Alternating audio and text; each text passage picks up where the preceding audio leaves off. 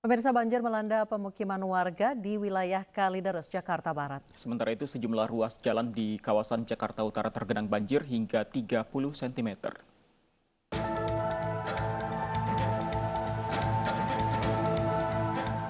Banjir setinggi 30 hingga 50 cm terjadi sejak sepekan karena curah hujan yang tinggi dan buruknya drainase.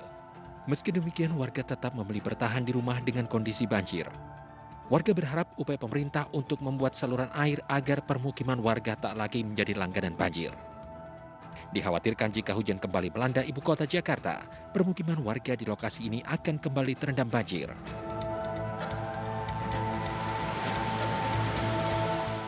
Sementara itu di Jalan Raya RE Marta Dinata Tanjung Priuk, Jakarta Utara tergenang air hujan sejak Minggu dini hari.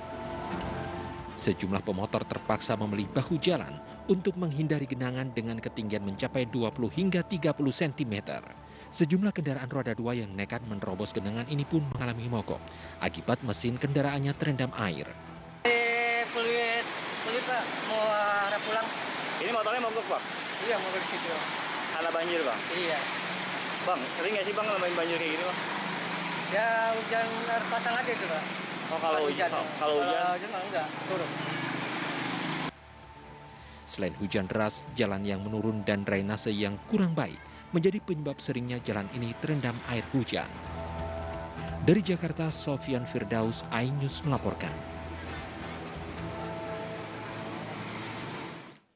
Dan pemirsa, untuk mengetahui kondisi terkini terkait banjir yang terjadi di sejumlah wilayah di Jakarta, ada rekan kami Revika Sibarani langsung dari Kampung Duri, Cengkareng, Jakarta Barat. Revika, bagaimana dengan ketinggian air di sana? Fandi, Anissa, dan pemirsa, dapat kami informasikan hingga sore hari ini akibat hujan deras yang mengguyur wilayah Jakarta dan sekitarnya sejak dini hari tadi, ini akibatnya menyebabkan banjir di sejumlah wilayah. Salah satunya adalah di tempat saya melaporkan, yakni di RT 4 Kampung Duri, Kelurahan Duri Kosambi, Kecamatan Cengkareng, Jakarta Barat, tepatnya di Jalan Timbul Jaya. Ini di RT 4 hingga sore hari ini masih terendam banjir. Bisa Anda lihat pemirsa bahwa banjir di kawasan ini masih setinggi 30 cm, di mana memang di kawasan Kampung Duri ini terdapat 4 RT lainnya yang memang juga terendam banjir sejak dini hari tadi. Namun berdasarkan informasi yang kami yang sudah tidak ada salah tidak tergenang air sama sekali rumahnya. Namun di RT 4 ini cukup parah, hingga sore hari ini masih terendam banjir. Dan mengapa RT 4 ini cukup parah banjirnya dibandingkan RT lainnya? Saat ini saya akan mengajak berbincang langsung Ketua RT setempat. Bersama saya saat ini sudah ada Bapak Bahrudin. Selamat sore, Bapak. Selamat sore, Bu. Bapak Bahrudin, ini bisa dijelaskan banjir sudah menggenang rumah? Ini dari jam setengah 3 ya. Mulai hujan dari setengah 12 sampai saat ini ya, alhamdulillah sudah turun ya. Waktu air banjir kemarin sekitar 80 cm, tapi sekarang sudah mereda, sekitar 30 cm. Oke, sudah mulai 30 cm begitu Pak. Sebelumnya memang lebih tinggi begitu ya Pak. Oke. Kemudian Pak, bisa dijelaskan juga Pak, apakah memang daerah ini langganan banjir begitu Pak? Memang daerah ini bukan langganan banjir, yang utamanya yang tempat arah pembuangan air ini sangat kecil sekali pintu airnya. Oke. Jadi saya mohon sama apa pemerintah ya, tolonglah dibuatkan pintu airnya yang lebih gede dikit gitu lah. Oke, Bapak. Terima kasih Bapak Bahrudin untuk waktunya. Semoga di RT 4 ini banjirnya cepat surut ya Pak ya. Ya, Anissa, Fani, dan pemirsa, berdasarkan bincang kami memang dengan Ketua RT setempat, kawasan ini merupakan daerah langganan banjir yang disebabkan juga pintu air yang terbilang kecil begitu. Dan diharapkan memang untuk Pemda setempat ini dapat mengambil langkah untuk melakukan pelebaran pintu air sehingga tidak terjadinya banjir seperti yang terjadi sejak dini hari tadi. Anissa dan Fandi. Baik, terima kasih Revika Sibarani melaporkan langsung dari Cengkareng, Jakarta Barat. Selamat bertugas kembali, Revika. Pemirsa, aspal di jembatan Jalan Cokro Aminoto Menteng, Jakarta Pusat ambles akibat tergerus derasnya arus air. Jalan berlubang sedalam 3 meter pada sisi jembatan yang menanjak. Amblesnya jalan aspal di Menteng, Jakarta Pusat diduga akibat tergerus air deras pada saluran air di bawah jembatan. Petugas suku dinas Bina Marga saat ini berupaya memperbaiki lubang tersebut. Selama proses perbaikan, petugas menutup separuh badan jalan. Petugas mengimbau agar para pengguna jalan yang melintas dari arah Menteng menuju Rasuna Said berhati-hati dan mengurangi kecepatan kendaraan. Akibat hujan deras malam, jadi penggerusan tanah nih. Karena mungkin ada tanah yang labil, kegerus dengan hujan malam. Ini kita lagi selidikin dulu nih Pak. Untuk penanganannya segera kita akan laksanakan hari ini juga. Supaya masyarakat pengguna kendaraan ini tidak terganggu. Dan terkait intensitas hujan yang tinggi yang membuat sejumlah wilayah di Jakarta terendam banjir, kita terhubung dengan Yayat Supriyatna selaku pengamat tata kota. Selamat sore Kang Yayat. Kang Yayat, ini kalau kita tahu hanya hujan hanya sebentar, tapi beberapa titik ini sudah terjadi kerusakan seperti amblas di kawasan Menteng. Tanggapan Anda? Ya, begini. Jakarta itu sudah sangat sensitif dengan bencana, khususnya bencana banjir. Jadi curah hujan antara 50 sampai 100 mm saja dalam durasi 2 jaman, itu pasti sudah ada genangan. Ini menunjukkan ada kerentanan. Kerentanan itu dalam arti satu, memang kondisi tanahnya, kondisi tanah itu sudah jenuh air beberapa tempat. Jadi kalaupun dibuat lubang biopori atau sumur resapan, itu air sudah tidak bisa masuk lagi karena langsung sudah ada air di dalamnya. Kedua, beberapa tempat itu sudah mengalami penurunan land subsidence. Jadi seperti di Kalideres tadi kita lihat mengapa tiba-tiba itu mudah sekali air tergenang dan berulang-ulang. Itu kita harus lihat apakah memang posisi lokasi perumahan dan permukiman di sana itu memang sudah berada dalam kondisi kawasan yang mengalami penurunan tanah atau tidak. Nah, yang kedua, pada umumnya beberapa tempat pemukiman kita itu banyak perumahan informal dengan minimnya sistem drainase.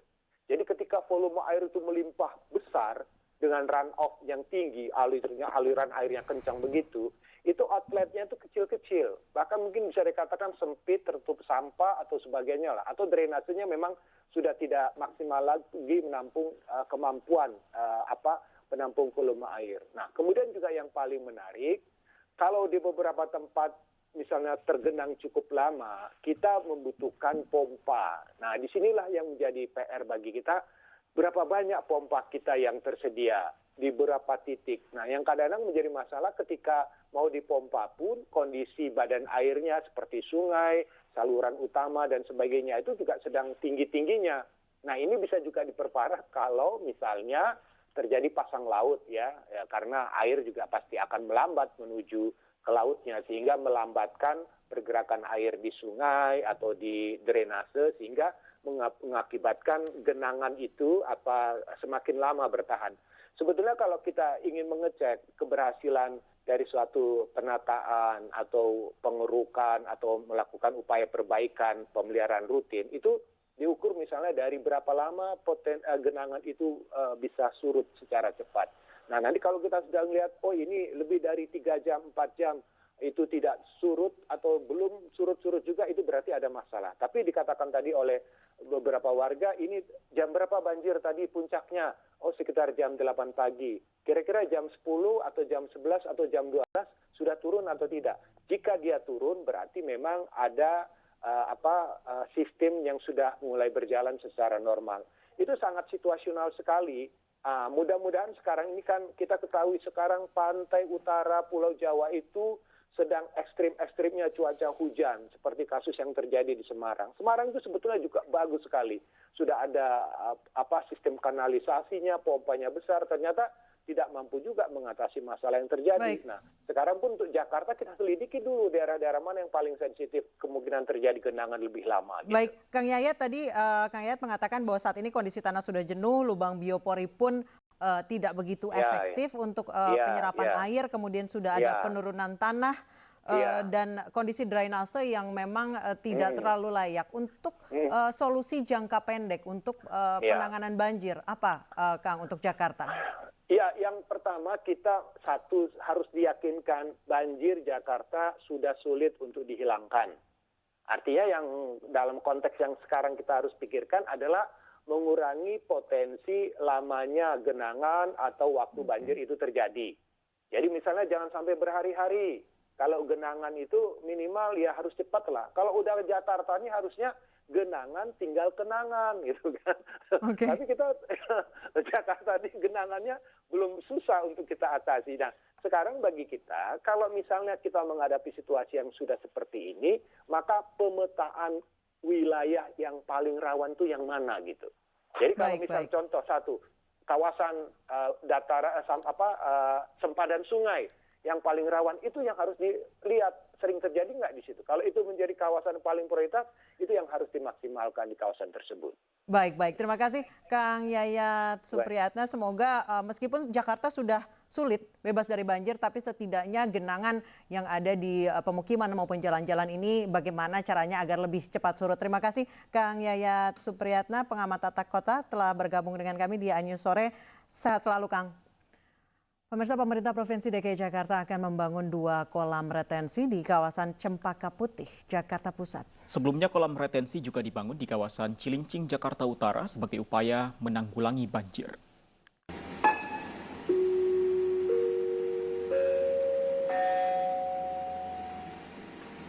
Selamat pagi, kami Badan Penanggulangan Bencana Daerah Provinsi DKI Jakarta menginformasikan bahwa pada pukul 6:10 waktu Indonesia Barat, ketinggian bendung Katulampa 110 cm mendung dalam status siaga 3.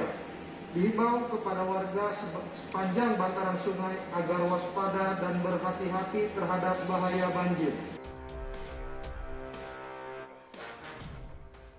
Pihak Kelurahan Sukapura bersama Suku Dinas Sumber Daya Air Kecamatan Cilincing, Jakarta Utara mengerjakan pembuatan kolam retensi di sisi Jalan Raya Cakung Cilincing arah Tanjung Priuk. Fungsi utama kolam ini adalah guna menampung air hujan saat curah hujan sedang tinggi. Memiliki kedalaman 5 meter, kolam ini diharapkan dapat mencegah terjadinya banjir di Jalan Raya Cakung Cilincing dan juga di permukiman warga di Sukapura.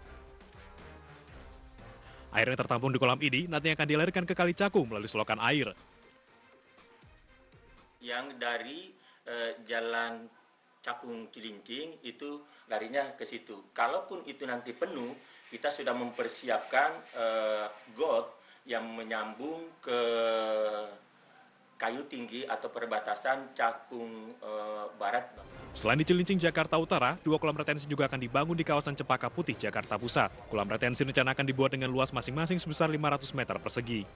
Berbagai upaya juga dilakukan Pemprov DKI Jakarta untuk mengantisipasi genangan dan juga banjir saat musim hujan, termasuk memasang 5 unit mesin pompa stasioner oleh Dinas Sumber Daya Air. Program terus kita laksanakan seperti pemberokan sungai, waduk, situ, embung, kemudian juga kita juga membuat drainase vertikal, sumur resapan, pompa-pompa air kita perbaiki, kita buat folder dan lain sebagainya. Termasuk yang tidak kalah penting adalah kesadaran seluruh warga Jakarta. Diharapkan dengan berbagai antisipasi yang dilakukan, banjir yang biasa merendam ibu kota dapat ditanggulangi. Dari Jakarta, Tim Liputan iNews melaporkan.